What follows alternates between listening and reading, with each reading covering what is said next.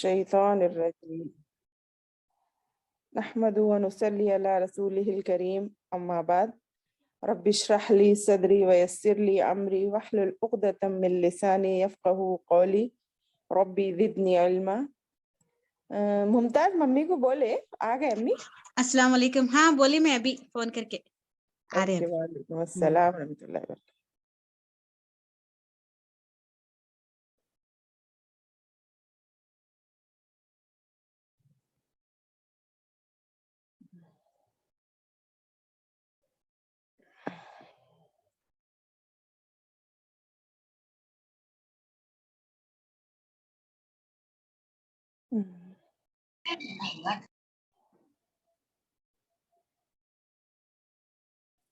یہی پڑھنا ہے. آیت نمبر کون سا ہے حارثہ؟ سل بنی اسرائیل.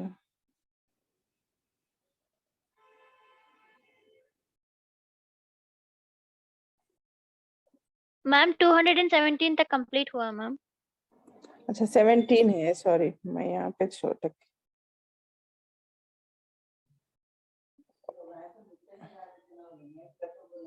جی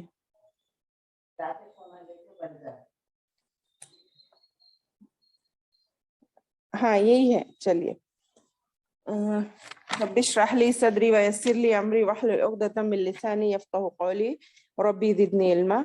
الحمدللہ, اللہ تعالیٰ کا شکر و احسان ہے. اللہ تعالیٰ نے ہمیں اپنی زندگی میں پھر سے یہ ایک موقع عنایت فرمایا جس سے ہم پر اللہ کی رحمت آ رہی ہے اب, اور ہم جنت کے راستے کو صاف کر رہے ہیں تاکہ ہم کل انشاءاللہ اسی راستے پہ چل کر جنت میں داخل ہوں پیارے نبی صلی اللہ علیہ وسلم کے ساتھ. جی السلام علیکم ماں.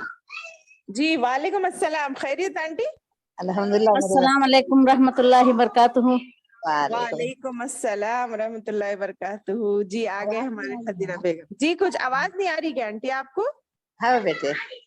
اچھا میرا ساؤنڈ تو فل ہے, آپ ذرا آپ کا چیک کر لیں گے ایک بار. ہاں وہ کہہ رہے بیٹا بڑی اچھا ہے آواز. یہ بھی اب ٹھیک ہے آنٹی؟ ہاں اب اچھی آ رہی بیٹا.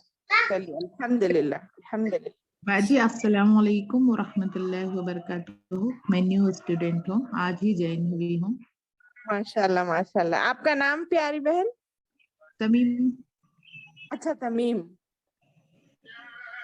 اس کے ذریعے سے جوائن ہوئے آپ؟ ان کو بھی اجر ملتا ہے ماشاء اللہ. ہاں اچھا, اس میں لفظ طرز اچھا معلوم ہوتا ہے, دماغ تیز ہوتا ہے. جی جی الحمدللہ. چلیے پھر ہم شروع کرتے ہیں, پھر بعد میں بات کریں گے. جب تک آپ لوگ نا اپنا مائک میوٹ کر لیں. ٹھیک. ہاں چلیے الحمدللہ. تو اللہ کے فضل سے ہم کہہ رہے تھے کہ اللہ نے ہمیں یہ موقع عنایت کیا کہ ہم اپنے لیے جنت جو ہمارا ٹھکانہ ہے, ہمارا اصل گھر ہے, کیونکہ ہم وہاں سے ہی آئے ہیں, ہمیں پھر لوٹ کر وہیں جانا ہے. تو اس کی تیاری کے لیے یہ دنیا میں اللہ نے ہمیں بھیجا ہے. اس میں سے ہی ہم زندگی اپنی ذات کے لیے گزارتے ہوئے بھی ہم آخرت کی تیاری کریں, اور ہم ایسے اعمال کریں جن سے ہمارا رب تعالیٰ خوش ہو, اور ہمیں بغیر حساب و کتاب کے ان 70,000 لوگوں میں شامل کر دے جن کو اللہ تعالیٰ جنت میں بغیر حساب و کتاب بھیجنے والا ہے. یہ صحیح حدیث سے ثابت ہے کہ آخری امت کے, کیونکہ کسی نبی کے ساتھ ایک آدمی ہوگا, کوئی نبی تنہا آئے گا. اللہ کے رسول صلی اللہ علیہ وسلم نے فرمایا, حدیث کا مفہوم ہے یہ, کوئی نبی آخرت میں تنہا آئے گا, کوئی نبی اس کے ساتھ 1 یا 2 لوگ ہوں گے, کسی نبی کے ساتھ 40 لوگ ہوں گے. ایک اللہ کے رسول نے جب ایک کثیر تعداد کو دیکھا تو گمان کیا شاید یہ میری امت ہے. تو اللہ کے رسول کو بتایا جاتا, نہیں اے نبی یہ موسیٰ اور ان کی قوم ہے. پھر اس کے بعد ایک اور زیادہ بڑا گروہ کو اللہ کے رسول نے دیکھا, تو جب انہیں بتایا گیا جبرائیل علیہ السلام نے کہ یہ آپ کی امت ہے, تو ان لوگوں میں وہ تو صحابہ, ان کی جماعت تو 70,000 سے زیادہ تھی جب کے لحاظ سے. تو اللہ کے رسول صلی اللہ علیہ وسلم کے ساتھ وہ جنت میں جانے والے تھے. تو ایک صحابی نے کہا کہ اللہ کے رسول آپ دعا کریں میرے لیے. اکاشا نام تھا ان کا. جب اللہ کے رسول یہ حدیث بیان کر رہے تھے, میرے ساتھ 70,000 ایسے دوسرے لوگ بھی ہوں گے میری امت میں سے جو بغیر حساب و کتاب جنت میں جائیں گے. تو اکاشا رضی اللہ عنہ کھڑے ہو کے بولتے کہ اللہ کے رسول آپ دعا کریے میرے لیے کہ میں ان میں سے ہو جاؤں. تو اللہ کے رسول فرماتے آپ ان میں سے ہیں اکاشا بولتے. تو الحمدللہ بول کے انہوں بیٹھتے ہی نہیں, دوسرے صحابی کھڑے ہوتے, اللہ کے رسول میرے لیے بھی دعا کریے. تو اللہ کے رسول صلی اللہ علیہ وسلم فرماتے کہ اکاشا نے تم پر سبقت کی, یعنی تم سے پہلے اکاشا بول دیے, یہ موقع ایک کا تھا, بس وہ چلے گئے. تو باقی کے لوگوں کو ذرا افسردہ ہو جاتے کہ ہم کیسا جانا.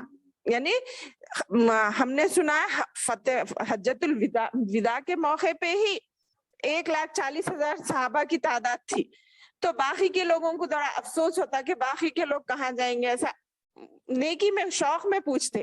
تو پھر ایک حدیث میں اللہ کے رسول فرماتے ان 70,000 صحابہ کے ایک ایک لوگ کے ساتھ پھر 70,000 لوگ رہیں گے بول کے خوشی سناتے. تو اللہ تعالیٰ ہمیں امید دیے. اس کا مطلب یہ نہیں کہ ہمیں گارنٹی مل گئی نہیں, بلکہ انسان کو ہمیشہ خوف اور امید کے درمیان زندگی گزارنا ہے. خوف کس چیز کا؟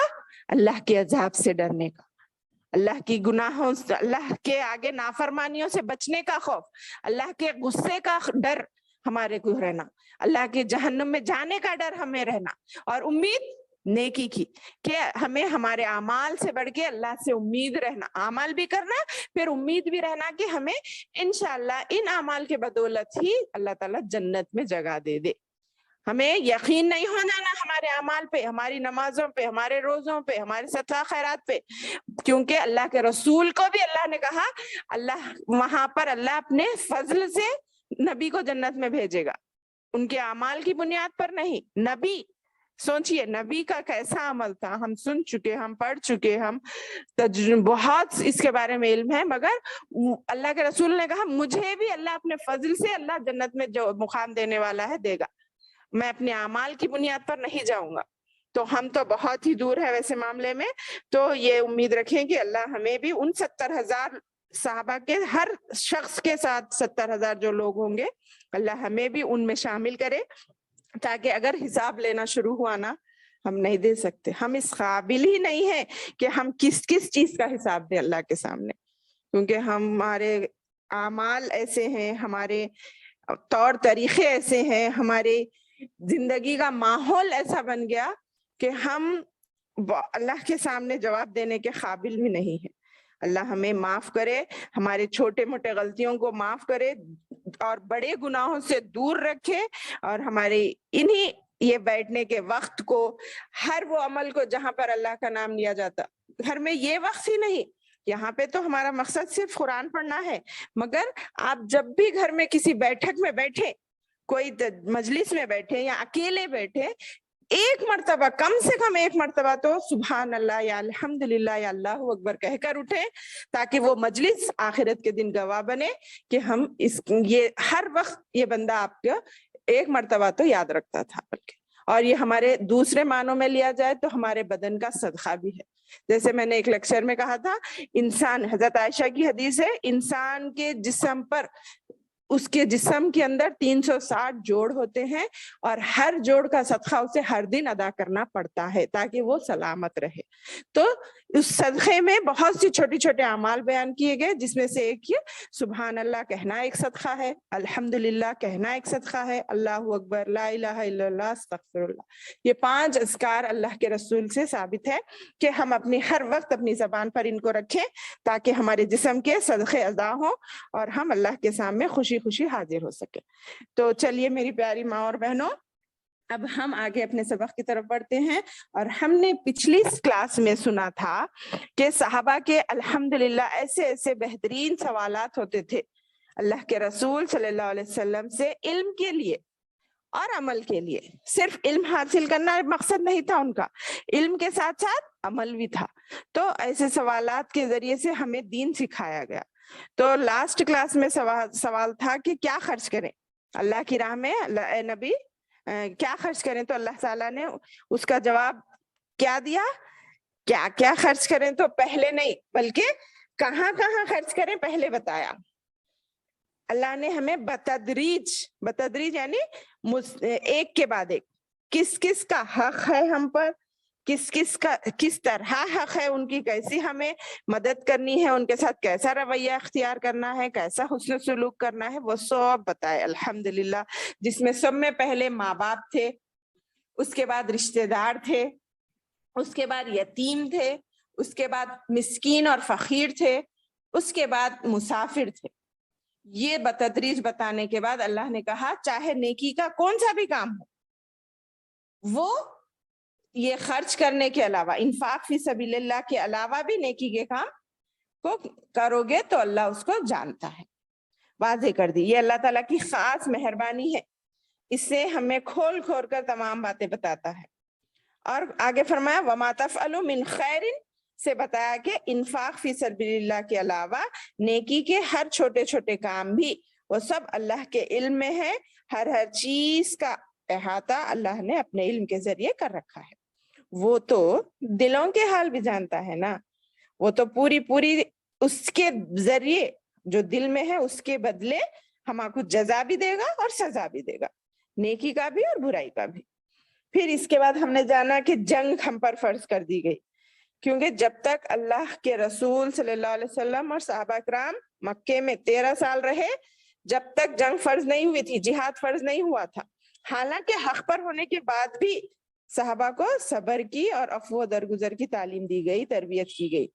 بدلہ لینے سے روکا گیا تھا. کفو ایدیکم کہا, یہ روکے رکھو اپنے ہاتھوں کو, نہیں ابھی موقع نہیں آیا ہے. بلکہ جیسے کہ وہ گھاٹی میں بھی رکھے تھے نا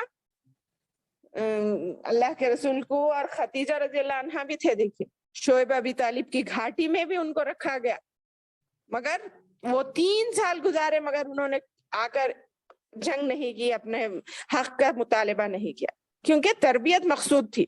انسان کو تربیت کے بعد کسی بھی کام کا حکم ہوتا ہے. اسی طرح پھر ہجرت کر کے جب مدینہ آئے تو وہاں پہ جہاد فرض ہوا. تو فرض ہونے کے بعد لوگ ڈرنے لگے. نہیں, کیا کے لیے؟ کیونکہ اس میں جان اور مال دونوں کا نقصان بھی ہے, مشقت ہے. مگر اس کا مطلب یہ نہیں کہ وہ جنگ کرنے سے ڈر رہے تھے, بلکہ اس کی سنگینی, اس میں جو کام ہوتے ہم سے اس سے. تو بعض چیزیں دیکھنے میں تو بظاہری طور پر ناپسند ہوتی ہے, مگر انجام کے اعتبار سے وہ بہت اچھی ہوتی ہے. جیسا کہ جنگ میں مال جاتا, اپنی جان جاتی, مگر اللہ کیا بولے اس کا بدلہ جنت ہے. اگر وہ یقین رہا تو صحابہ نے جنگ کی اور جنگ شہادت کا جام پیا.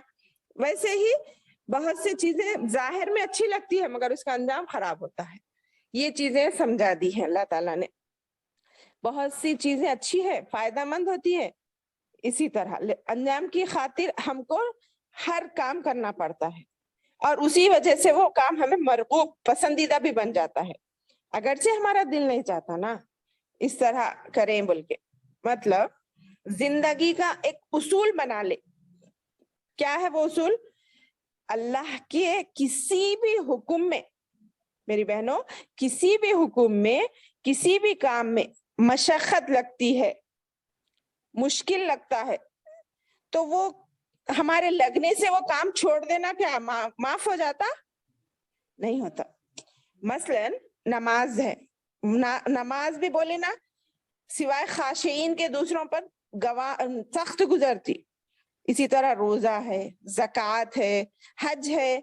دل کیا چاہتا؟ ارے ہم کمائے لوگوں کو خرچ کریں بولتا دل, شیطان بھٹکاتا.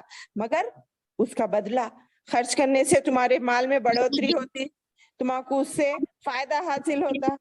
حج تو اور مشقت کا کام ہے, حج میں بہت چلنا پڑتا, بہت محنت لگتی, صحیح ہے, طواف ہے, رمی ہے, بہت سی چیزیں ہوتی ہیں. مگر یہ سب چیزیں اگر سوچنے بیٹھے تو پھر آخرت میں کچھ نہیں رہتا, مگر اس کا ثواب, اس کا اجر دیکھ کے ہی ہم آگے بڑھتے ہیں نا.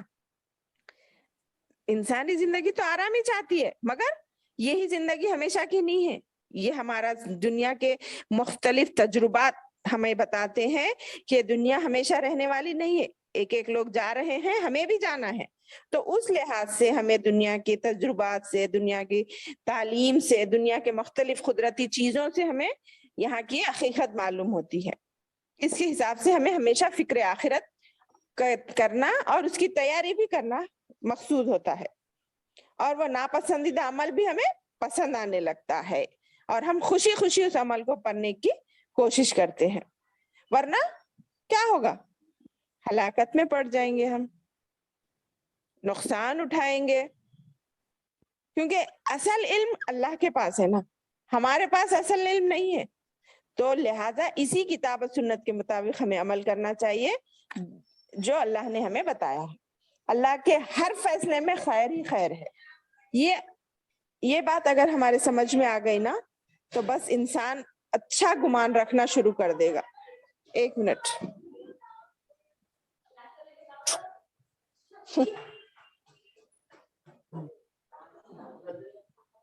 ایک منٹ۔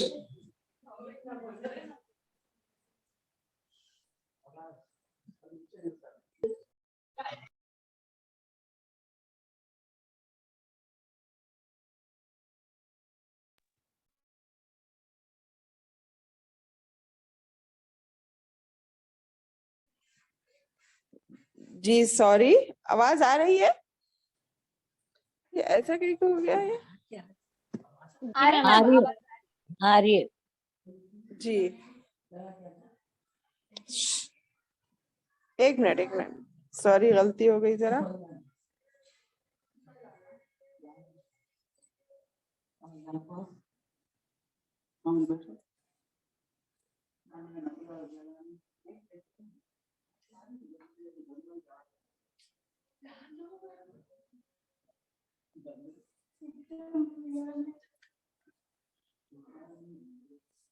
ہاں یہاں پہ ہے۔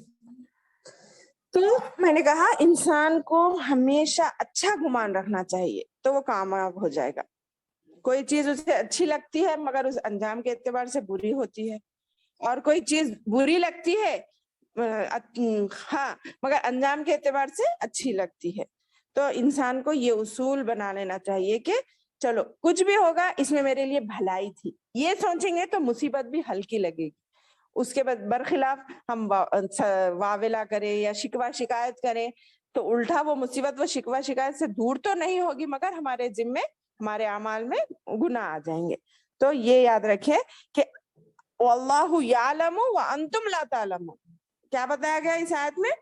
اللہ بہتر جانتا ہے، تم نہیں جانتے۔ یہ بات یاد رکھیں، کتنا بھی ہر چیز دیکھیں یہ آیت میں، یہاں ہم پڑھے تھے نا آخری میں واللہ یعلم وانتم لا تعلمون، اللہ زیادہ بہتر جانتا ہے اور ہم جانتے نہیں ہیں، یہ بتا دیے نا اللہ، تو اسی بات پہ یقین کر لینا، بھروسہ کر لینا اور اللہ کو ہی اپنے معاملات سپرد کرنا۔ ہر کام میں بھلائی ہوگی بلکہ سوچنا۔ تو چلیے اللہ ہمیں اسی طرح سوچ کر ہماری زندگی گزارنے والا بنائے، آمین ثم آمین۔ اب ہم پڑھتے ہیں یہاں سے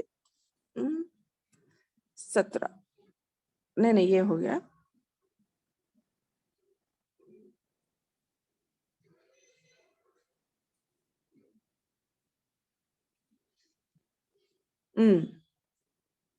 اور اللہ سے بہتری کی امید رکھنا، بولے نا وَيَرْجُونَ رَحْمَتَ اللَّهِ وَاللَّهُ غَفُورٌ رَحِيمٌ، اور ہمیشہ ہمیں اللہ سے بہتری کی امید رکھنا چاہیے اور اللہ کی رحمت سے مانگتے رہنا چاہیے، اور اللہ ہمیں اپنی رحمت میں شامل کرے، آمین۔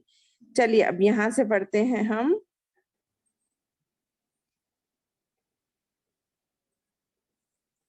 اعوذ باللہ من الشیطان الرجیم۔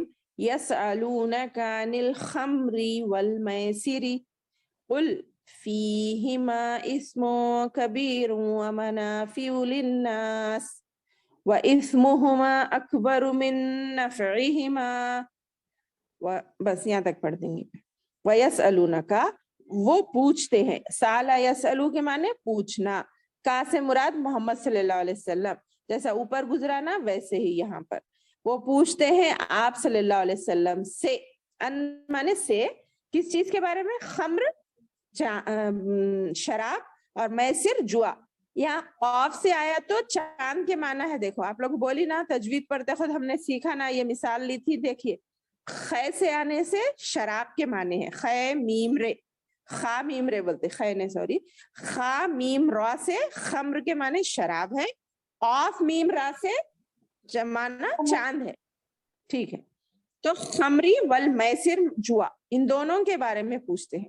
قل اللہ تعالیٰ فرما رہے ہیں کہہ دیجئے فیہما ان دونوں میں, شراب میں اور جوئے میں, اسم گناہ ہے, کبیرن بڑا, موصوف صفت بڑا گناہ ہے, یہ دونوں میں بڑا گناہ ہے.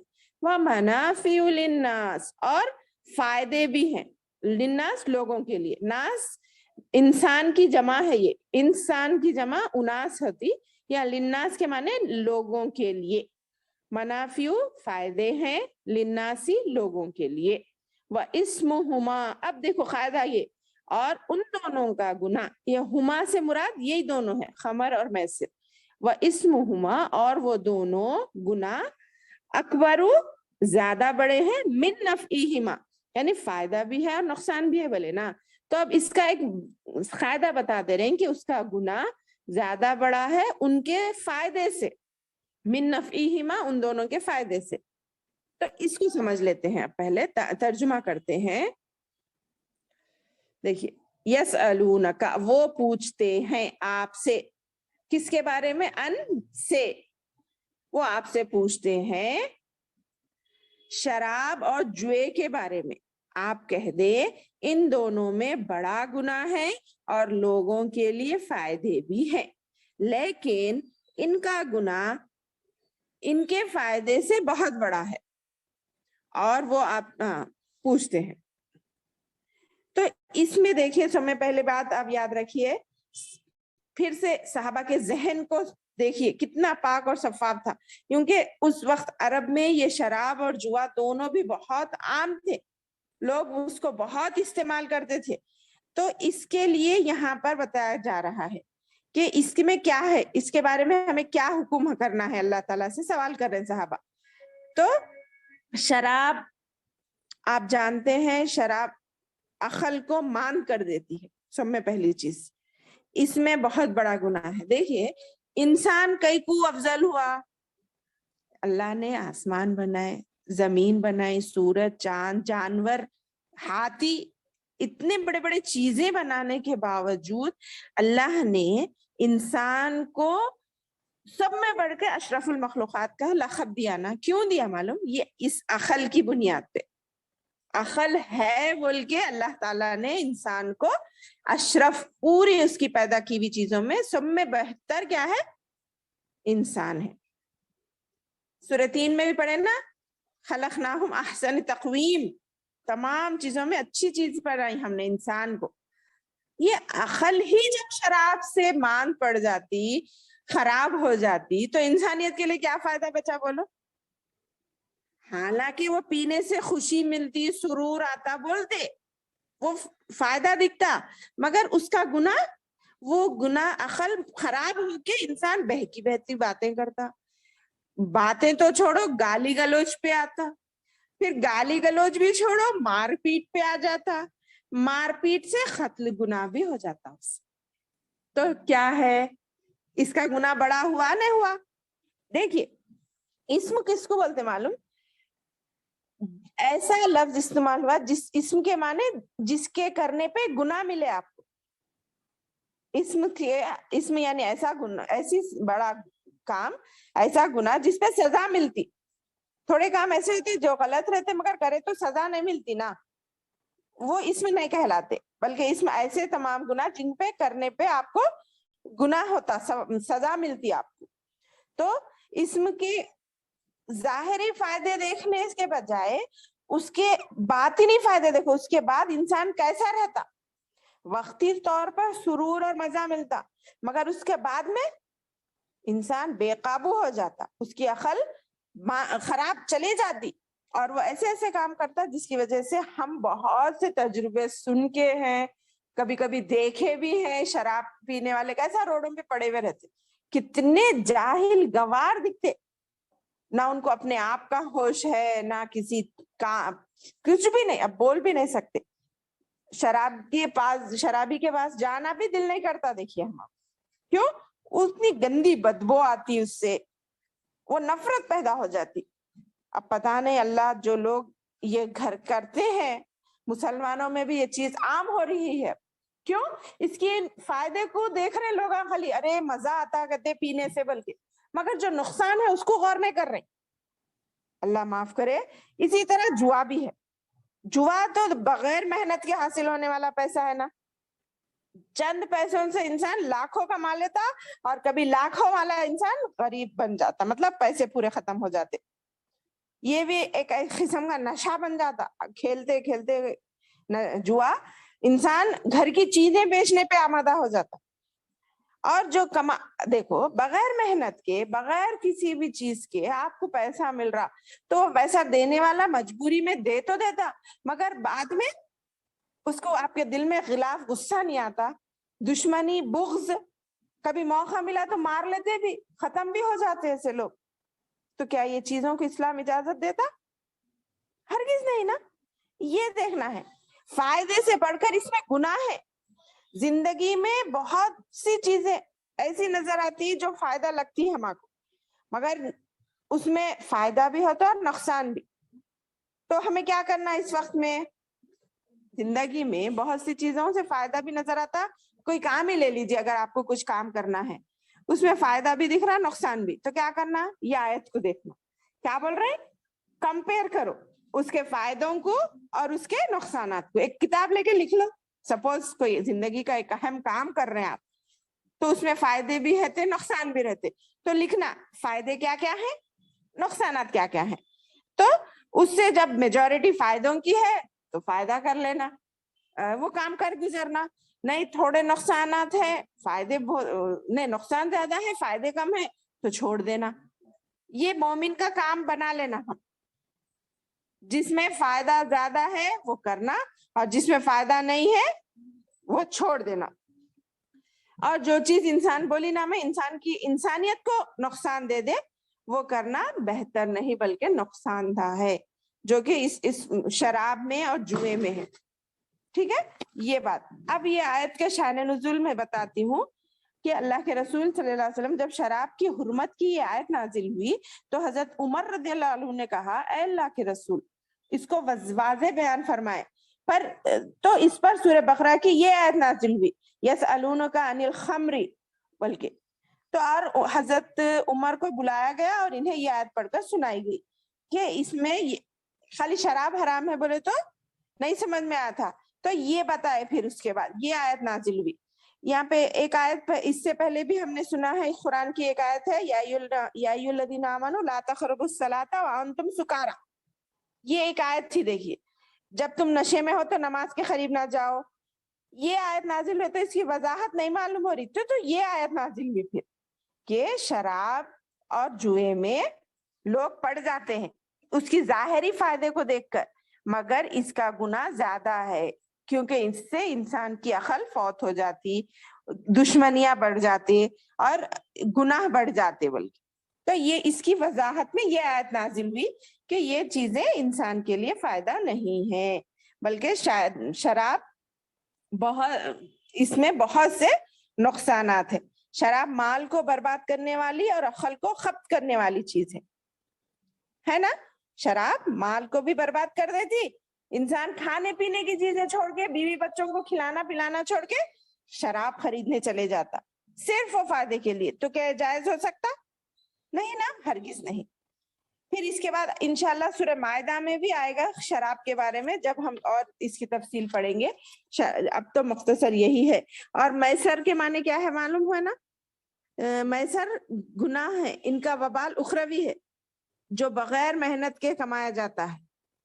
یعنی اس کا فائدہ دنیا میں اگر نقصان نہ بھی ملے، دشمنی نہ بھی ہو، تو آخرت میں تو اس کا گناہ ضرور ہے. دنیا کے یعنی ظاہری کیا فائدہ ہے؟ وہ پیسوں سے انسان کھاتا پیتا کھلاتا کرتا نا، گھر میں سامان آتا، راشن آتا وغیرہ، مگر اصل اس کا فائدہ جو تم بغیر بیٹھے بیٹھے کما لیے یہ ہے.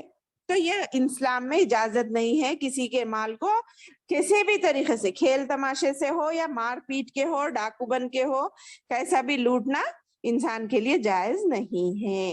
تو اس لیے یہاں پر ان دونوں کی قباحت، ان دونوں کا برائی بیان کی گئی ہے، ان میں حرمت بھی بیان کی گئی ہے. تو اس سے ہمیں بچنا چاہیے.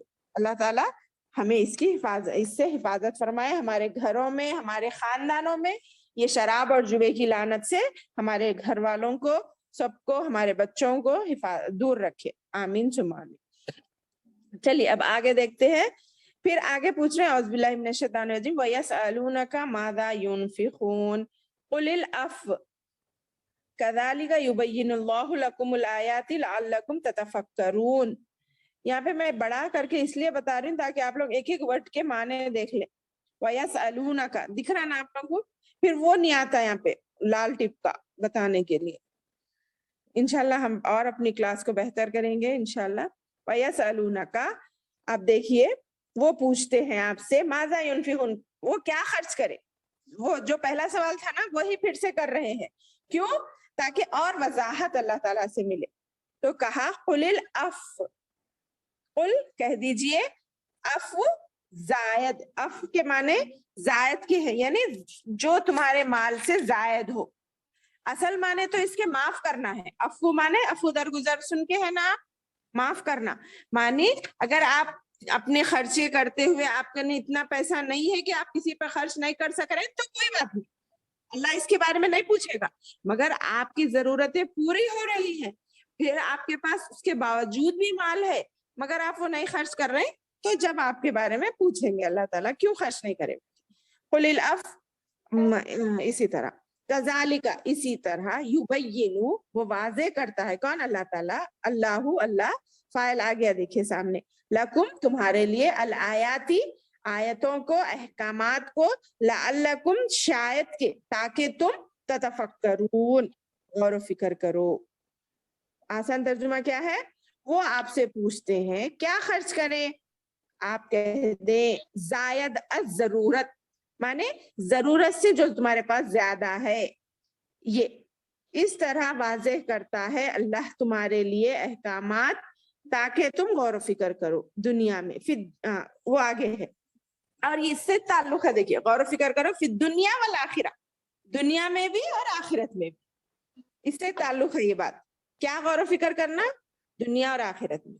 اور ایک بات یہ یاد رکھیے, ایک قاعدہ بنا لیجیے, ہمارے پاس اگر اس آیت کے ظاہری معنوں سے دیکھا جائے تو نا ضرورت سے زیادہ کبھی رہتا نہیں, سمجھو, یعنی ہماری ضرورتیں ختم ہی نہیں ہوتی نا. اس لیے کیا بول رہے ہیں, اتنا تمہارے پاس رہنا کہ تم کھانے کے باوجود کسی کو کھلانے کی تمہاری نیت بھی ہونا اور تمہارے پاس مال بھی رہنا. اب مہینے کا راشن رہا تو بھی ٹھیک ہے نا, تھوڑا کرے 6 مہینے کا راشن بھی آ جاتا تو بھی بولتے ہمارے پاس نہیں ہے, بلکہ ارے کیڑے پڑ جاتے نا بھائی, کوئی مال 6 مہینے تک نہیں چھیا تو اس میں کیڑے آ جاتے اللہ کی قدرت سے. تو ہمیں منیمم دیکھنا 1 مہینے کا رکھ لینا, اس سے زائد ہے چلو کسی کو دے دیں گے. اس بار ہم کہیں دعوتوں میں پھر ہمارا راشن خرچ نہیں ہوا, ہم پھر یہ مہینہ لانے کی ضرورت نہیں پڑ رہی, چلو اس میں سے تھوڑا آدھا مال کسی کو دلا دیں گے. کیوں؟ یہاں رہ کر یہ میں آخرت کی تیاری کرو بول رہے نا. ہم کیا کرتے, ارے یہ مہینے پیسے بچے نا, چلو اپن شاپنگ کو جائیں گے, اب ہماری الماری کو سجائیں گے یا گھر کو سجائیں گے, نئی خواہشات نکال لیتے. ارے اس چیز کی ضرورت نہیں تھی جی, چل رہا تھا حالانکہ اس سے پہلے بھی, مگر اب نئی خواہش آ جاتی, نہیں یہ بھی ضرورت ہے جی مانگو. ایسا نہیں کرنا, یہ بتا رہی ہوں میں. عفو کے معنی کہ معاف کر دینا بھی زیادہ بہتر ہے, مگر ہم کیا کرتے نئی خواہشات کو جنم دیتے جب, تو یہ غلط ہے. اب دیکھیے کسی کو قرضہ دیے, یہ بھی عفو میں چاہتا کہ آپ اس کو مہلت دیں, ٹھیک ہے. اصل آپ کو معلوم ہے ایماندار دیندار لوگ کیا کرتے معلوم, آگے سورہ زمر میں نے صبح پڑھا تھا, سورہ زمر میں کیا ہے, نیک لوگوں کی ایک نشانی بتا رہی ہوں آپ کو, جب ہم وہاں جائیں گے تو آپ کو اور مزہ آئے گا. آیت نمبر بھول گئی میں. تو نیک لوگ نا جو اسلام میں ہے نا, جو احکامات کرنے کے ہیں وہ کرنے کے علاوہ اچھا عمل کیا ہے وہ پوچھ کے کرتے. متقی لوگ اچھا, ایک دیکھیے اچھا عمل رہتا, ایک بدلہ رہتا, اور اس سے بھی ایک اچھا ہے نہیں. مثلاً دیکھیے میں مثال کے جیسے سمجھاتی ہوں, کوئی آپ سے 5,000 قرض لیے فلاں 1 مہینے کی مدت تک, آپ کیا کرے اس کو دیے قرضہ, یہ اچھا عمل تھا. उन्होंने वो 1 महीने तक भी अमल नहीं दिए, पैसे नहीं चुकाए, आप खामोश बैठे सब्र करें, और उन्होंने मुद्दत मांग रहे, आप मुद्दत दे रहे हैं, ये और अच्छा अमल है। आप मुद्दत को बढ़ा रहे हैं, बहुत अच्छा अमल है। और सब में अच्छा अमल क्या है मालूम? माफ कर देना। ये बताया तफसीर में। इसका मतलब ये नहीं कि किसी से मांग के उनको नेकियों का शौक दिला के तुम माफी करा लो, नहीं बोल रही मैं। जरूरत देखो वो देने वाला कैसा है, वो आपसे ले रहा है तो उन्हें चुकाने की उम्मीद करता है, या उस पर कुछ अचानक परेशानियां आ गए हैं, या कुछ मुसीबत आ गई है। ये तो मुत्तकी लोग ऐसे होते हैं जो कुरान के अच्छे अच्छे बदलों को भी माफ करके अच्छा अमल करने की कोशिश करते। एक होता है खूबसूरत, एक होता है बहुत ज्यादा खूबसूरत, बोलते ना, वैसे ही बदला लेने की इजाजत है आपको। जैसे कि दूसरा मिसाल दूं, आपको कान के बदले कान, कोई आपके कान को जख्म लगाया, आपको भी कान को जख्म लगाने की इजाजत है, मगर आप माफ कर दे रही। बदला लेने के आपको हक है, मगर आप माफ कर रहे, ये अच्छा अमल है। समझ रहे आप? क्यों? आपकी नीयत क्या है? जाने दो, अब मैं उसको मार के क्या करूंगा, क्या करूंगी, आखिरत में अल्लाह ताला में किसका अजर देगा, ये सोच रहे ना। ये नीयत आपकी आपको अच्छा मुत्तकी बना रही है। हक रखते आप बदला लेने का, मगर माफ कर दे रहे। कोई आपसे ज्यादती कर रहा है, मगर आप उसको माफ कर दे रहे, तो इसका बदला अल्लाह आपको जरूर देगा। क्योंकि कोई चीज, ये याद रखो, अल्लाह जानता है हर चीज, अल्लाह के इल्म में है, कोई अल्लाह से छुप कर नहीं कर रहा। तो इंशाल्लाह आपको उसका जरूर बेहतर से बेहतर अमल मिलता। तो किसी को माफ करना भी सदका है, हम जानते हैं, इससे हमारी इज्जत में और इजाफा होता। अल्लाह आपको और माल देता, वो 5,000 के बजाय आपको दूसरी तरफ से 10,000 का फायदा होता। ऐसा सोचना हम, ये है अच्छे लोगों की निशानियां। तो तुम गौर करो, लअल्लकुम, ये अल्लाह ताला वाज़े कर रहा है तुम्हारे लिए आयाती अहकामात, शायद उसकी उम्मीद क्या है, फिर दुनिया वाला आखिरा में तुम गौर फिक्र करो, ततफक्करून, तुम गौर फिक्र करो। वयसअलूनका अनिल यतामा, अब यहाँ से नया सवाल है, फिर से एक सवाल कर रहे हैं। क्या है वो सवाल? साहबा कराम वो पूछते हैं आपसे अनिल यतामा, यतीमों के बारे में। यतीम की जमा यतामा है, बोली ना में, तो कह दीजिए, कुल कह दीजिए, इस्लाहुन, भलाई है, नेक करना, इस्लाह करना है, लहुम, उनके लिए, खैर, उनके साथ हमेशा भलाई करना बेहतर है। व इन, और अगर, तुखालितूहुम, मिला लो उनको तुम, फइख्वानुकुम, तो तुम्हारे भाई हैं, यानी तुम उनके साथ अपना रिश्ता जोड़ लो, उनके माल अपने माल के साथ मिला लो, तो तुम्हारे भाई हैं। यानी तुम उनके पास, अगर कोई यतीम है हमारे पास, पहले तर्जुमा कर लेंगे उसके बाद समझाते। खुल हो गया, फइख्वानुकुम, बस वो तुम्हारे भाई हैं। वल्लाहु यालमुल मुफ्सिदा मिनल मुस्लिह, और अल्लाह, वल्लाहु, और अल्लाह, यालमु, जानता है, मुफ्सिदा, खराबी करने वाले को, मिनल मुस्लिही, इस्लाह करने वाले से, यानी कौन इस्लाह करने वाला है और कौन फसाद करने वाला है, खराबी करने वाला है, वो यालमु, अल्लाह जानता है। वलो, और अगर, शाह अल्लाह, अल्लाह चाहता, लानतकुम, जरूर मशक्कत में डालता, इन्नल्लाह, बेशक अल्लाह, अजीजुन हकीम, सब पे गालिब, बेशक अल्लाह सब पे गालिब और हिकमत वाला है।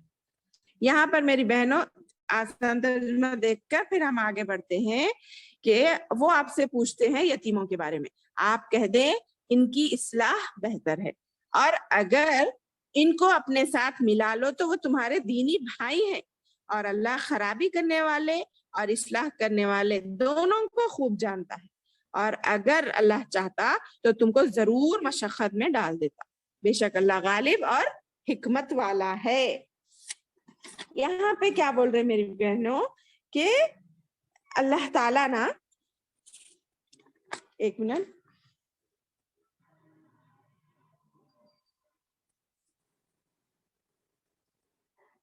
यतीम के बारे में अहकाम नाजिल होते हैं। हजरत इब्ने अब्बास रज़ियल्लाहु अन्हु फरमाते हैं, ये हुक्म हुआ था, वला तखरबू मालल यतीमी इल्ला बिल्लती हिय अहसन, اس کے بارے میں، یعنی ایک آیت آئی ہے تم یتیم کے مال کے قریب بھی نہ جاؤ مگر ایسے طریقے سے جو بہترین طریقہ ہو، اور فرمایا گیا جو لوگ ظلم سے یتیموں کا مال کھا جاتے ہیں تو وہ اپنے پیٹ میں آگ بھر رہے ہیں اور بھڑکتی ہوئی جہنم میں عنقریب ان کو داخل کیے جائیں گے۔ تو ان کو سن کر ان لوگوں نے جو یتیم کے والی تھے، ولی مانے ان کے سرپرست تھے، یتیموں کا کھانا ان کا پانی اپنے گھر کے کھانے اور گھر کے پانی سے بالکل جدا کر دیا۔ اب اگر ان کا پکا ہوا کھانا بچ رہا تو اسے یا تو وہی دوسرے وقت کھائے یا خراب ہو جائے، تو یوں ایک طرف تو ان یتیموں کا نقصان ہونے لگا اور دوسری جانب یتیم بھی تنگ آ گئے کہ کب تک ایک ہی گھر میں اس طرح رکھ رکھاؤ کیا کرے۔ تو ان لوگوں نے آ کر حضور صلی اللہ علیہ وسلم سے عرض کی، جس پر یہ آیت نازل ہوئی۔ سمجھ رہے نا اس کا شان نزول کیا ہے کہ صحابہ کا نے جب پہلے یتیم لوگ رہتے تھے تو صحابہ کیا کرتے تھے، ان کے مال کو اپنے مال میں ملا کر ان کی سرپرست کرتے تھے، مگر جب اللہ معلوم ہوا کہ یتیم کے ساتھ یتیم کا مال جو بھی کھائے گا اپنے پیٹ میں آگ بھرے گا، بولے تک ڈر گئے صحابہ، کیا یتیم کا مال ہمارے مال میں ملا کے کھا رہے نا، تو نکو اب نہیں کھانا ہے، ان کا مال الگ ہی ان کے حد تک پکانا، ان کو کھلانا، ہم نہیں چھینا بول کے سب سوچنے لگے۔ تو اس سے کیا ہو رہا تھا، کبھی کھانا زیادہ ہو جاتا، کبھی کم پڑ جاتا، جس سے ان کا نقصان بھی ہونے لگا۔ تو پھر آ کے صحابہ نے محمد صلی اللہ علیہ وسلم سے شکایت کی کہ ایسا ایسا ہو رہا نا، کیا کرنا ہو؟ تو اللہ بولے اپنی نیتوں کو درست کرو۔ تم یہاں پر ایسا نہیں بولے، یہ آیت میں جو مال بھر رہے ہیں، جو غلط نیتی سے لوگوں کا مال کھا لیتا، یتیم کا مال کھا لیتا، اس کے بارے میں تھی، بلکہ تم نیک نیتی اور دیانت داری کے ساتھ ان کے مال کو اپنے مال میں ملا لینے کی رخصت دی گئی ہے۔ سمجھ گئے؟ تم سچے دل سے اچھا کرنا چاہ رہے ہیں، بلکہ تم اگر ان کا مال اپنے مال میں ملا لو تو کوئی نقصان نہیں ہے، بلکہ تم بھی کھا سکتے، اور غریب ہے تو کھانے کا حکم بھی ہے، اور امیر ہے تو دور رہو بولے، مگر غریب ہے تو یتیم کے مال میں سے بھی کھا سکتے، مگر انصاف کے ساتھ اس پہ خرچ کرنا، نہ کہ خود اپنے جلدی جلدی کھا لے رہے ہیں تاکہ بڑے ہو کے انہیں نہیں پوچھنا ہم آپ کو بول، تو یہ بھی غلط ہے۔ ہر معاملے میں نا اچھائی اور برائی دو چیزیں رہتی، دیکھیے ہمیں اچھائی کو تلاش کرنا ہے اور برائی سے دور رہنا ہے۔ تو اسی طرح حضرت صدیقہ رضی اللہ عنہ فرماتی ہے، یتیم کے ذرا ذرا سے مال کی بھی اس طرح دیکھ بھال سخت مشکل ہو جاتی نا، اس لیے اس کا کھانا پینا الگ کرنا ضروری نہیں ہے، بلکہ اس کے ساتھ بھلائی کا تم معاملہ کرو، اس کے ساتھ اچھائی کا معاملہ کرو، تو تمہارے لیے وہ دینی بھائی ہیں۔ اور یہاں پر نیت نیک ہونی چاہیے، ٹھیک ہے، اپنا ارادہ خراب نہ ہو، یتیم کو نقصان پہنچانے کا نہ ہو، بلکہ اللہ تعالیٰ سے، کیونکہ اللہ تو کچھ بھی چھپے ہوا نہیں ہے نا، اللہ تو سب جانتا تمہارے دل میں کیا ہے، اس لیے یتیم کی بھلائی اور اس کے مال کی نگہبانی اگر آپ کر رہے تو انصاف کے ساتھ کرو، تو یہ تمہارے لیے ایک نیکی کا نئی راہ ہے، نیکی کا راستہ ہے۔ جو تمہارے کو نیکیاں کرنے کے راستے ڈھونڈتے رہتے نا، تو یہ بھی ایک نیکی کا راستہ ہے۔ اگر ہمارے آس پڑوس میں یا ہمارے خاندان میں ہی کوئی یتیم ہے اور ہمیں اس کی کفالت کرنے کا موقع مل رہا تو پیچھے نہیں ہٹنا، اماں کہاں سے لگا لیے یہ جھنجھٹ، ایسا نہیں سوچنا، بلکہ اس کا بھی حق ہے سمجھ کر یہ اس کے اصولوں کو فالو کرنے کی کوشش کرتے ہوئے اس کے ساتھ بھلائی کا مال، بھلائی کا راستہ اختیار کرنا بتا رہے۔ اور اللہ جانتا ہے جو نیک ہے اور جانتا ہے جو برا ہے۔ اگر ایسا تنگی کرنا چاہتا تو اللہ تمہارے الگ بولتا تھا الگ رکھ دو، بلکہ اللہ عزیز سب پہ غالب بھی ہے، حکیم اور حکمت والا بھی ہے، یعنی انسان کی تکلیفیں، انسان کی مشقت کو جانتا نا وہ، اس لیے اس کو مشقت میں تکلیف میں نہیں ڈالا اللہ تعالیٰ۔ یہ معاملہ یتیم کے ساتھ رکھنا۔ پھر یتیم کے بارے میں بہت سے معاملات آتے ہیں جس کے بارے میں ہم جانتے ہیں کہ یتیم کے ساتھ کیسا سلوک کرنا، اس کے ساتھ وغیرہ وغیرہ۔ اللہ ہمارے کو اگر یہ موقع دے تو ہم انشاءاللہ بہت اچھے طریقے سے اس کو ادا کرنے کی کوشش کریں۔ تو آگے دیکھیے، وَلَا تَنكِحُوا الْمُشْرِكَاتِ، یہ تو ایک بہت عام بات ہے، یہ ہم جلدی پڑھ کے آگے بڑھ سکتے۔ وَلَا تَنكِحُوا الْمُشْرِكَاتِ حَتَّى يُؤْمِنْ وَلَعَمَةٌ مُؤْمِنَةٌ خَيْرٌ مِّن مُشْرِكَةٍ وَلَوْ أَعْجَبَتْكُمْ وَلَا تُنكِحُوا الْمُشْرِكِينَ حَتَّى يُؤْمِنُوا وَلَعَبْدٌ مُؤْمِنٌ خَيْرٌ مِّن مُشْرِكٍ وَلَوْ عَجَبَكُمْ أُولَٰئِكَ يَدْعُونَ إِلَى النَّارِ وَاللَّهُ يَدْعُو إِلَى الْجَنَّةِ وَالْمَغْفِرَةِ بِإِذْنِهِ وَيُبَيِّنُ آيَاتِهِ لِلنَّاسِ لَعَلَّهُمْ يَتَذَكَّرُونَ. کتنی پیاری آیت ہے, دیکھیے آسان ہے, اسے کچھ باجی تفسیر اس لیے ہم جانتے ہیں. ہاں جی باجی, یہ اسکرین جو اب یہ پورا جی ہے جی ہو رہا ہے نا, تو آیت نظر نہیں آ رہی ہے. اگر آپ چھوٹا ہی ڈالو اسکرین پہ, ہم لوگ ہی بڑا کر سکتے ہیں.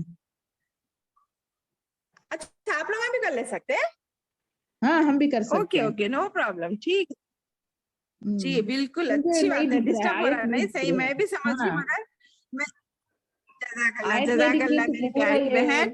میں ہاں, انشاءاللہ, اللہم ایاکی. ہاں ہلتے جا رہا, صحیح ہاں بات ہے, ہلتے بالکل جا صحیح رہا ہے بولے اور آپ. سمجھ میں میں نہیں انشاءاللہ آ رہا, اور کروں. آیت کو اچھا دیکھ کے اور اس کا ترجمہ بھی سمجھنا نا باجی, تو اسے کہاں ہے نہیں دکھائی سمجھ, نہیں دیتا. بالکل صحیح, سوری. تو نہیں انشاءاللہ میں بجے آئندہ سے نہیں کرتی. ہاں, نہیں ایسا نہیں, چھوٹا چلیے ہی رکھے دیکھیے, تو ہم لوگ ہی ولا بڑا کر تو سکتے ہیں. اوکے, میرے کو نہیں معلوم تھا ماں وہ, ٹھیک ہے. ٹھیک ہے ولا باجی, اور نہیں ہے, تن کی ہو نکاح کرو دیکھو اب اچھا لگ رہا ہے. ہاں, مشرکاتی, مشرک عورتوں سے, حتی یومنو, یہاں تک کہ وہ مومن ہو جائیں, ایمان والی ہو جائیں. ولا امتن, اور نہ لونڈی, مؤمنتن, مسلمان ہو, خیرن, بہتر ہے, اور مومن لونڈی, مسلمان لونڈی بول تو یہ گالی نہیں ہے, آج کل کے زمانے میں گالی سمجھتے, مگر وہاں پہلے جو غلام لونڈی ویسے رہتے تھے ان کو بولتے تھے. ولا امتن, غلام سمجھ لیں گے نہیں تو, مومنتن, مومن غلام, خیرن, بہتر ہے, من مشرکن, مشرک عورت سے. ولو آجبتکم, اگرچہ, ولو اور اگرچہ, آجبتکم, وہ تمہیں پسند آ جائے. کوئی غلام مشرک ہے, میں آگے بولتی ہوں, پہلے یہ پڑھ لیں گے اپن. آجبتکم مانے پسند آ جائے, تمہیں اچھی لگے. ولا اور نہیں, تن کی ہو نکاح کرو, مشرکین سے, مرد سے, یہاں پہ مرد مراد ہے, مشرکین مرد, حتی یومنو, یہاں تک کہ وہ ایمان والے ہو جائیں. اور والعبدن, اور مومن غلام, خیر, بہتر ہے, من مشرکین, مشرک مرد سے, ٹھیک ہے, من سے, مشرکین, مشرک. ولو آجبکم, اگرچہ وہ تمہیں پسند آ جائے, تمہیں بھلا لگے, اچھا لگے. اولائکا, کیوں, یہ کیوں غلط ہے. اولائکا, وہ سب, یدعونا, مشرک مرد اور عورتیں, یدعونا, بلاتے ہیں, دعوت دیتے ہیں بھی بول سکتے, الی النار, آگ کی طرف, نار مانے آگ, الی طرف, آگ کی طرف, دوزخ کی طرف. واللہ, اور اللہ, یدعو, بلاتا ہے, الی الجنتی, جنت کی طرف. والمغفرتی, اور مغفرت کی طرف, بخشش کی طرف. بِإِذْنِهِ, اپنے حکم کے ساتھ. وَيُبَيِّنُ, اور وہ واضح کرتا ہے, آیاتی ہی, اپنے احکامات کو, للناسی, لوگوں کے لیے, لعلہم, تاکہ وہ, یتذکرون, غور و فکر کریں, نصیحت حاصل کریں, غور کریں اللہ کی آیتوں پر. اب آسان ترجمہ دیکھیے, شرک کرنے والی عورتوں سے اس وقت تک نکاح نہ کریں جب تک کہ وہ ایمان نہ لائیں. تم نکاح نہ کرو, اور ایماندار لونڈی بھی شرک کرنے والی آزاد عورت سے بہتر ہے. گو کہ تمہیں مشرکہ ہی اچھی لگتی ہو, اور نہ شرک کرنے والے مردوں کے نکاح میں دو جب تک کہ وہ ایمان نہ لائیں. ایماندار غلام آزاد مشرک سے بہتر ہے. گو کہ مشرک تمہیں اچھا لگے, یہ لوگ, کیونکہ یہ لوگ تمہیں جہنم کی طرف بلاتے ہیں, اور اللہ تعالیٰ تمہیں جنت کی طرف اور اپنی بخشش کی طرف بلاتا ہے اپنے حکم سے. وہ اپنی آیتیں کھول کھول کر لوگوں کو بیان فرماتا ہے تاکہ وہ نصیحت حاصل کرے. دیکھ رہے ہیں کتنی پیاری بات ہے. اسی وجہ سے مسلمانوں کا نکاح غیر مسلموں سے حرام ہے, اور انہوں تو اگر مسلمان بن کر ہمارے پاس آئے تو ٹھیک ہے, مگر ہم اپنے ایمان کو چھوڑ کر دوسرے مذہب میں جانا, مرنا بہتر ہے. ہمارا اسلام یہ ہے, مسلمان عورت کے علاوہ دوسرے की औरत से निकाह करना कैसा है? आग में जाने के बराबर। ये सोच ले, क्योंकि इस्लाम हमें जन्नत की और मगफिरत की तरफ बुलाता है और गैर मजहब वाले दोज़ख आग की तरफ बुलाते हैं। इसी बुनियाद पर किसी मुसलमान लड़की को गैर मुस्लिम लड़के के पास जाना हराम है, हराम है, हराम है। और अगरचे वो बहुत पैसे वाला हो, वेल सेटल्ड हो, बहुत कमाने वाला, पैसे वाला, गाड़ी वाला हो, तो भी दुनिया की खातिर अगर हम ईमान का सौदा करेंगे तो सब में बड़ा नुकसान उठाएंगे। अगरचे वो हैंडसम हो, खूबसूरत हो, उसके बदले क्या बोल रहे हैं, हमारा गुलाम अच्छा है। एक मोमिन गुलाम अच्छा है, एक मोमिन लौंडी अच्छी है। पैसे वाली आजाद औरत के मुकाबले में हमारी गुलाम औरत अच्छी है और पैसे वाले मर्द के मुकाबले में हमारा गुलाम मर्द अच्छा है। अगरचे सूरत शक्ल भी ना हो, अगरचे पैसा भी ना हो, मगर ईमान की अगर उसके पास दौलत है तो वो देखकर तुम बस काफी हो जाना, उसके बाद सब आ जाता है अल्लाह चाहा तो। ये यकीन होना कि अल्लाह ने चाहा, ईमान वाला है, दीनदार है। इसलिए वो हदीस भी है ना, जब औरत को पसंद करने के लिए तुम जाओ तो लोग देखते हैं हसब नसब, रंग रूप, खानदान और दीनदारी। 4 चीजें हैं, 4 चीजें देखते। मगर अल्लाह के रसूल ने कहा देखो कोई मसला नहीं है। इसका मतलब ये नहीं कि तुम जाके अनजान लड़की मुसलमान है बोलते आ जाओ, नहीं, खानदान भी देखो, हसब नसब भी देखो, रंग रूप भी देखो, मगर उसमें तुम अव्वल नंबर पर क्या रखो? दीनदारी।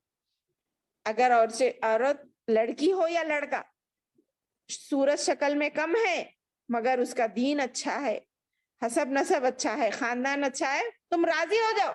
अरे हैंडसम नहीं है जी, हमारी बच्ची के बराबर नहीं ठहरता, मत देखो। अगर तुम वो सोचोगे तुम्हारी नस्ल बर्बाद होगी। इसी तरह औरत के लिए भी, खूबसूरत नहीं है, बाकी दूसरी क्वालिटीज है, कोई मसला नहीं है, तुम दीनदारी को तुम इम्पोर्टेंस दो, तुम्हारी नस्ल आगे की अच्छी निकलेगी। वरना तुम्हारे हाथ खाक आलूद हो बोल के बदुआ दी अल्लाह के रसूल। तुम खूबसूरती को देखने जाएंगे, पैसे को देखने जाएंगे तो तुम आगे की नुकसानात से उठाना ही पड़ेगा तुम्हारे को। तो इसलिए हमें क्या देखना है? हसब नसब वो सब देखना है, खानदान कबीला देखना है, मगर खूबसूरती में कम है, रंग में कम है, कोई मसला नहीं। अल्लाह चाहेगा खूबसूरत भी बना सकता है, पल में कुछ भी कर सकता है ना। अल्लाह ताला हमें ऐसे ही बनने वाला बनाए कि हम दीनदारी को ज्यादा अहमियत देने वाले बने, ना कि उसके मुकाबले में दुनियादारी को। और आजकल का मिजाज तो क्या बन गया?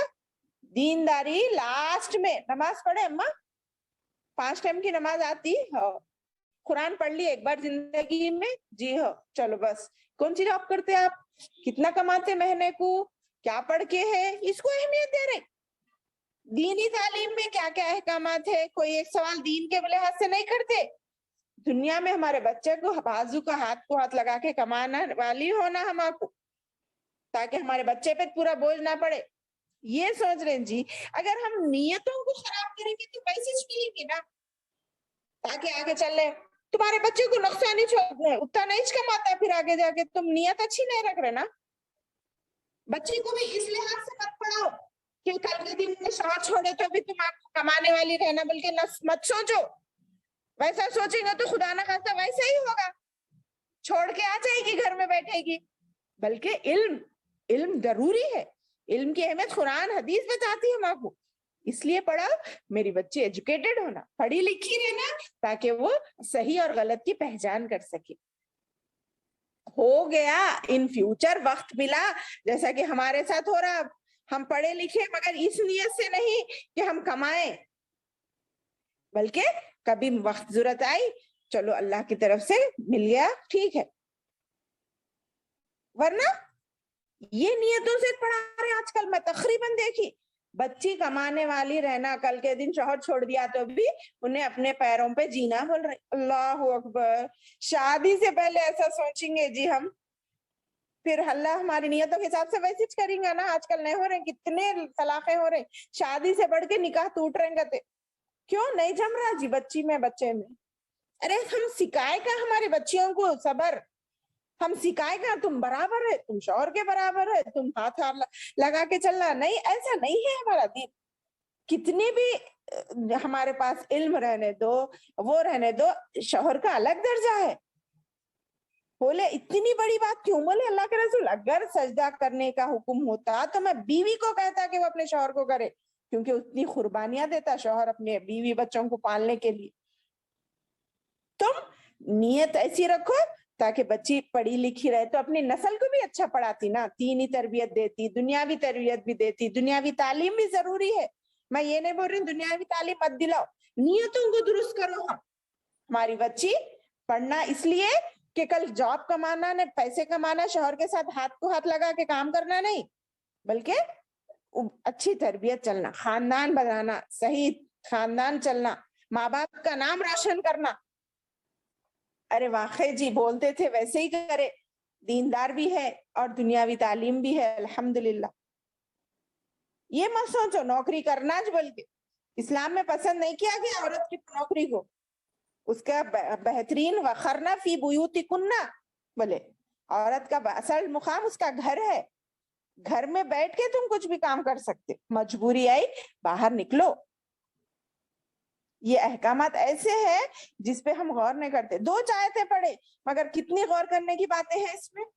آگے نیا حکم ہے کیا حیض کے بارے میں, وہ ہم نیکسٹ کلاس میں پڑھیں گے انشاءاللہ. 2 ہی آیتیں ہو رہی, مگر دیکھیے میری بہنوں یہ سلسلہ چلتا جائے گا انشاءاللہ, ہم سیکھیں گے. میں تو ایسا بول رہی ہوں تھوڑی دیر میں سمجھانا, تھوڑی دیر آپ لوگ ڈسکشن کرنا اپنی گروپ میں, تاکہ ہم آپ لوگوں کے بھی خیالات میرے کو بھی ملنا نا, میں تاکہ اپنے ذہن کو اور کشادہ کروں, سمجھاؤں انشاءاللہ. ویسا پلان کریے. اللہ ہم تمام کو جو بھی سیکھ رہے ہیں اس پہ عمل کرنے والا اور ہمارے ذہن کو کھول کر صحیح بات سمجھنے والا بنائے. ہمیں ان احکامات سے غلط طریقوں پہ نہ جائیں, غلط سوچ نہ بنائیں, شیطان کے بہکاوے میں نہ آئیں, بلکہ اس کے ذریعے ہمیں اللہ تعالیٰ صحیح جو مقصد ہے اللہ کا ان احکامات کے ذریعے اس تک پہنچنے والا بنائے. آمین ثم آمین. وآخر الدعوانا ان الحمد للہ رب العالمین. ربنا تقبل منا انك انت السميع العليم وتب علينا انك انت التواب الرحيم. وصلی اللہ علی النبی صلی اللہ علیہ وسلم.